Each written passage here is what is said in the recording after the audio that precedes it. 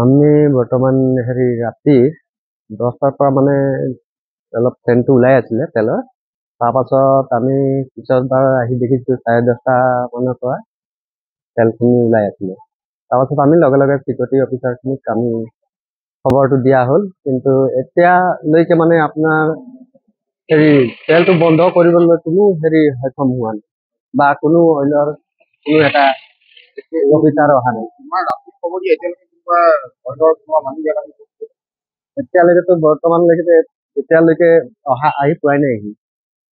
এই থানতে পূৰ্বেও কেইদিনমানৰ আগতেও এটা এনেকুৱা ধৰণৰ তেল নিৰ্গত হৈছিল। একেখনতে একেটা জেগাতে মেৰামতি কৰিছিল। মেৰামতি কৰা হৈছিলে। তাৰ পাছতে কেনেকৈ ওলালে বুলি ধাৰণা কৰিছে?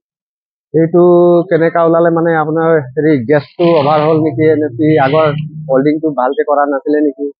এইটো গাফিলতি বুলি ক'ব পাৰি নেকি? গাফিলতি হ'বতো নালাগে। তো এতিয়া এইখিনি তেলখিনি যে ওলাইছে, ইয়াত ডাঙৰ কিবা বিস্ফোৰণ বা এনেকুৱা ধৰণৰ জুই লগাৰ কিবা আশংকা আছে নেকি? সম্ভাৱনা আছে, কাৰণ এতিয়ালৈকেতো কোনো লোৱা নাই, তদন্ত লোৱাই নাই। তেল গোট খাই যোৱা দেখিবলৈ পোৱা গৈছে। কি ধৰণৰ অসুবিধা হ'ব আপোনাৰ?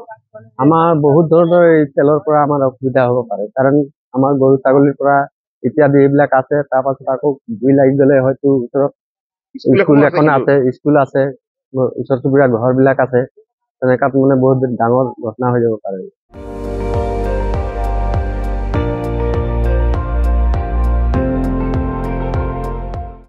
আপুনি চাই আছে ND24, সৰ্বশ্ৰেষ্ঠ নহয় সৰ্বোত্তমৰ দৌৰ।